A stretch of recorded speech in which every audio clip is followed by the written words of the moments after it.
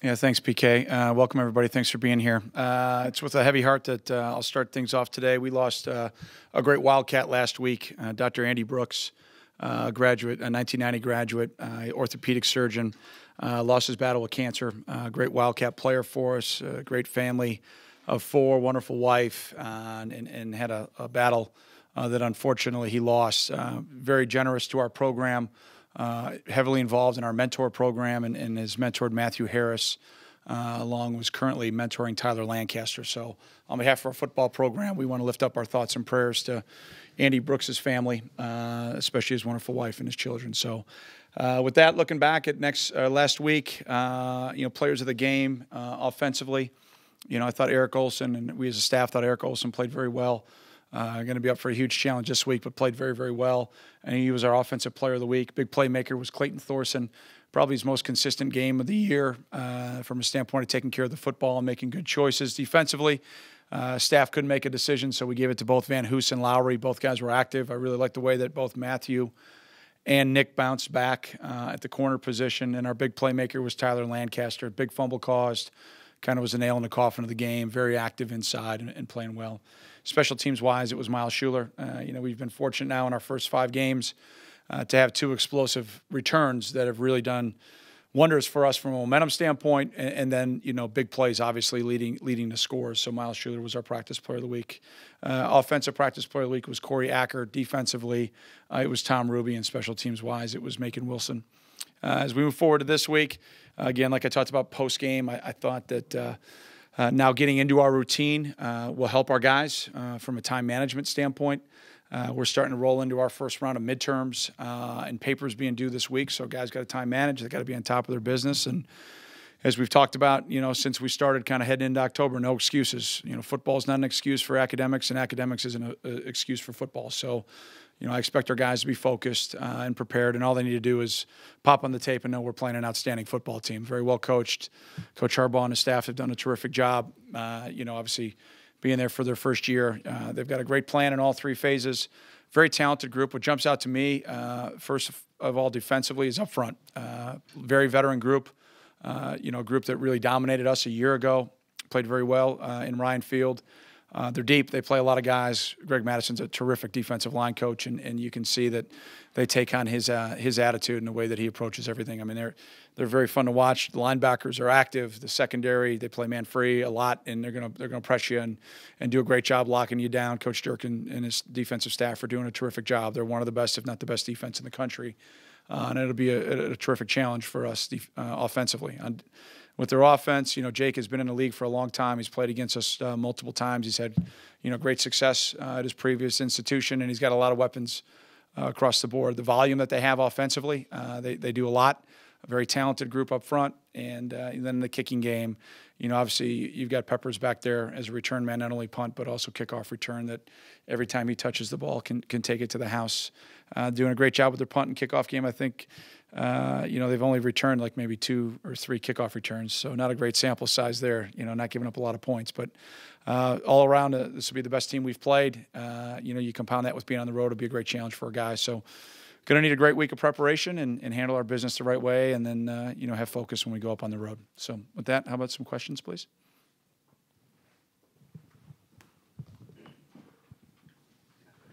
As far as Rudock goes, how much are you able to kind of combine what you were able to do when he played at Iowa versus what they're doing now at Michigan? Are you able to use any of that? Yeah, they're totally different. Yeah, totally different from an offensive philosophy standpoint. Some common themes. They want to run the ball, and Michigan's very, very physical. Using multiple tight ends, fullbacks, formation variations, and then great play pass off of it. And then they've got great skill guys on the outside. But he's a poised veteran quarterback. He's been in a lot of Big Ten battles, and really impressed with how he's handled it. That had to be a difficult transition, and for him to go win a job is impressive. Number one, but then the way that they're playing right now is really, really fun to watch. They're a very good football team. You mentioned the excellent personnel at Michigan. Are there any other indications of the Harbaugh style that you can detect so far as what he's implemented and passed on to his players, attitude. And oh yeah, absolutely, Fred. Yeah, no question. I mean, Jim's he's a tough guy, and you can see that. His personality is all over this football team in all three phases. What jumps out to me is how veteran the team is. I mean, usually when there's a coaching transition, you see a lot of young players, and they're mixing in a lot of very good, young, talented players. But this is a very veteran football team that we're playing. I mean, I think 10 returning starters on defense from a defense that last year I thought may have been the best defense that we played, or pretty close all season. So, very veteran group, team that I think is from a young man standpoint, their players have handled a lot, and they've handled it incredibly well. And again, when you go through transitions like this, it goes kind of one of two ways. It can pull you apart or bring you together. And obviously Coach Harbaugh and his staff have done a great job of having it being a unifying force, and they're playing great team football. It's a great attitude. It's impressive. Hey, Coach. George Hoffman with WBBM. Hey, George. Good to see you, buddy. First, do you believe in statement games? And if you do, is this a statement game? I'm not sure what that means, but I do know that we have to prepare the right way. And so my focus, and the guys will laugh, they're probably laughing in the back, we focus on us. And I don't want our guys ever to be bored up with that. We have to control the controllables, and that's the way that we, number one, get prepared for tomorrow by what we do today. And tomorrow's a big practice for us, heavy work day. We got a lot of things we've got to correct and clean up from Saturday's performance in all three phases. And that'll be our focus, along with then getting prepared for a football team that's got a lot of volume. I mean, there's a lot of schematic things that we have to prepare for in all three phases that we have to expose our guys to, and then get prepared for what they're doing, but then obviously go out and play our best game of the week. So we're focused on us. Pat, do you worry at all about your team maybe being over-energized for this game? Yeah, we talked as a leadership council this morning about, understanding the process of what it goes about to be successful. And that starts obviously with your attitude. And with that comes a sense of humility. I think when you work that way, it doesn't matter where you're at. Every game's a one-game season. And what's in the rearview mirror is done, and what comes up, mile marker, whatever, down the road is down the road. So, we're focused on the here and now, and hopefully we'll get better this week. That's what we have to do. We've got to improve if we want to have a chance to compete this weekend. As far as home field advantage goes, not a whole lot of them are better than the Big House. Wondering what you remember from your first game there, and what you'll tell to Clayton before he goes in to lead the offense. I'll tell Clayton to take care of the football and do his job, and we'll prepare like we do for every road game. We have a road game plan that we enact, and we'll go through that typical protocol this week. Last week you spoke about Matt Frazier and him talking to the team before the game. What did it mean to you to have him not only come back from what he went through this summer, but then to speak to the team about it before the Minnesota game? Well, yeah, from a personal standpoint, it was emotional because of just watching everything Matt has been through. So that's pretty selfish on my part. I'm just incredibly inspired and happy for Matt. He's been through a ton. He's got a great family. They've been incredibly supportive. His teammates have been great. And he'll probably get up here later and tell you he didn't play very well. And, that's the mark of a senior, a guy who, all right, I'm back, so quit talking about it and let's go play. And he's a leader. He's pound for pound our strongest player. It's just absolutely terrific to have him get an opportunity to do the thing that he loves, and that's playing with his teammates and playing this great game. Coach, just looking at some of what Harbaugh's comments have been so far, he has a lot of respect for you. Mm-hmm. It seems like you have a lot of respect for him. You guys are both former players coaching your alma maters. Do you see this as the start of potentially a rivalry between the schools? Sure, go ahead, write it. I mean, no. I mean, I'm looking at trying to get better this week and win. I mean, the rest of the stuff, quite frankly, is for you guys to write and talk about. We're not even going to worry about that. So, got a lot of respect for Jim, but not only obviously what he did as a player and, obviously what he's done as a coach, but, you pop on their tape and it's impressive. Any transitional year is really difficult, and to see the way that their players have handled it, the way that their staff has done a great job, it's really impressive.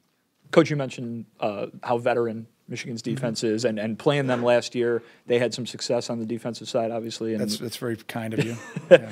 What can you take from last year as going up against a lot of those same guys? Yeah, they kicked our ass. All you do is pop on the tape. They kicked our ass. And that's the bottom line. And it's not real hard to watch. Just pop it on and it's like Tommy Boy, not here, here. I mean, there's marks all over the place for us offensively. And we got thumped. So it's going to be a huge challenge. Those guys are all back. A couple guys have graduated, but, they're almost all back. So need to bring our big boy pads. It's Big Ten football. Coach, it was a big game on Saturday for the defensive secondary with a player of the game for Nick Van Hoos, and then Godwin had a career high for tackles. How important is the strength of that unit in your mind going forward? Secondary standpoint, you mean? Yeah. I think we started in spring ball and we talked. I think that group and the D-line were going to be the two groups that were going to need to lead our football team this year. Both groups took that to heart in the offseason and did something about it. And what I like best about Matthew and Nick is, they walked in the locker room after Ball State with a really bad taste in their mouth. They felt like they let the team down. They had a handful of 50-50 balls that we lost that for them, first and foremost, was unacceptable. And they just kind of looked at each other and this ain't going to happen again, and the way that their attitude was and the way they were going to approach it. And I thought they really went out and competed hard on Saturday, and both played very, very well. Coach, last year you struggled. Now you're ranked 13th and unbeaten. What's the difference? We're not focused on last year, number one. But, I think it started in January. The guys really came back with a focused attitude to work to get better, to hold each other accountable, to reestablish what we believe in, who we are, and to go out and earn it every single day. And that's what they're doing right now. They're working hard to earn it. And it's a very focused group. It's a poised group. I like their demeanor. I love their attitude. I love the way we've approached every practice. And we put together finally a complete week of practice last week offensively. We had a good Tuesday, Wednesday, and Thursday, and I thought it showed on Saturday. And that's our challenge now, is to understand the standards that we have to prepare with to be able to go out and play, hopefully consistently on Saturday. And there's different working parts, and there's why we haven't put it all together yet. But I see an attitude of wanting to improve, and that's, I think, the hallmark of a team that is very, very focused, and that's my expectation as we move forward. I just got older. I turned 40. I mean, yeah, things go fast. Yeah, 40. Yeah, there you go. So, I don't know. Ask the guys. I don't think so. Dan? No, I don't. He'll be up next. Yeah, I don't know. You can ask Stacy. I don't know. Try to get in shape better. I was fat last year, so, but that's about it. Fitz, you mentioned a couple times all that Matt went through. What did he go through? I'll let him talk about that. Yeah, I'll let him talk about that. And then with Eric winning the Player of the Week award, is that sort of symbolic of the improvement of the offensive line? I don't know if it's symbolic as much as it's a reality. I think that group probably played their best game of the year on Saturday against, I thought, a very good defensive line that we were prepared for. When we popped on Minnesota's D-line, those guys got after people, and it was very impressive to watch. And I thought we still got a long way to go now, Skip. Let's not write a glorifying. Yeah, no. But it's a big step in the right direction, and I see that group getting more confident. And hopefully, you want to win Big Ten games. You got to win it in the trenches. I mean, that's the reality, and we've just got to keep working to get better. Pat, you've worked hard on the kick return game. You finally had a long punt return Saturday. Are you starting to see some of the results from the emphasis you've put on that, both in the kickoff return and as you said earlier, you haven't returned that many kickoffs this year, but the punt return? Yeah, Dave, you get excited about the long one, but then you get frustrated about the one that we let hit the ground that we had action on, so that's the coach in me. But really happy with I thought, I loved what his answer was when he came over to the sideline after that second one. I didn't feel comfortable with it, which, okay, making a good decision in a 2-minute, basically in a 2-minute. But he's getting more and more confident back there. I think he's an explosive player with the ball in his hands. And to see, him make that long run, I'm sure if he were up here, he'd give the credit to the 10 guys up in front of him. But a great job by him. How much more impressive is it what your defense has been able to do in this era when rules are really slanted toward the offense, more plays, clock stopping after first downs, that sort of thing, for them to do what they've done so far? Yeah, well, we haven't played Baylor, so we're fortunate there. and I think the reality would be a little bit different with that. But, we've done a good job limiting explosive plays. We've fit most plays well up front. I think we've tackled well. I thought Saturday was our worst tackling performance of the year. I thought the first series was the worst play of our linebacking core of the year, and maybe series and a half. And so it was not a fun meeting. I started the linebacker meeting today, not Randy. I wanted that group to myself for a few minutes today. So, we've got a lot of work to do defensively. The stats are great. We've gone 1-0 5 times. That's what's important. But we are far, far from what I believe we're capable, and what I think the young men believe we're capable of being in all three phases. And like I said after the game, now it's like getting in the weight room and putting more weight on the bar each week. It gets heavier and heavier and heavier, but you got to go in with the right approach. You got to go in with the right work ethic, getting prepared for it, and then you got to go make it happen. And it's going to be a great challenge this week, but that's going to be the same thing moving forward. I mean, you might as well just right-click, copy, and paste because it ain't going to change. I mean, it's just whether or not we're home or road, 11, 2:30, or 8 o'clock kick. I mean, let's go tee it up and go play.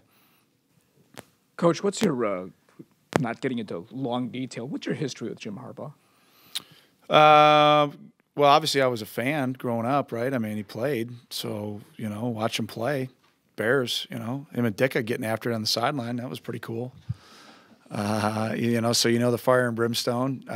Got to know him a little bit personally through coaching when he was obviously at Stanford, and we'd see each other a little bit in recruiting. And then, from afar, obviously great respect for the success that he's had, not only as a player, but then the stops along the way, great success, on the field, and great job that he did at Stanford. And then goes on to the 49ers and, has them, back-to-back Super Bowls, if I'm not mistaken. So, you got to tip your hat to the success that he's had. And I've gotten to know his brother John quite well, too, and I'm very thankful for that relationship. John's let me go out to Baltimore and spend some time with him. John was here this summer. We spent a little bit of time together when his daughter was at Kelly's lacrosse camp. So great respect for the family and, obviously doing a great job with his team this year. Anything else for Coach? All right, thank you. Thanks, guys. Have a great week. Go Cats.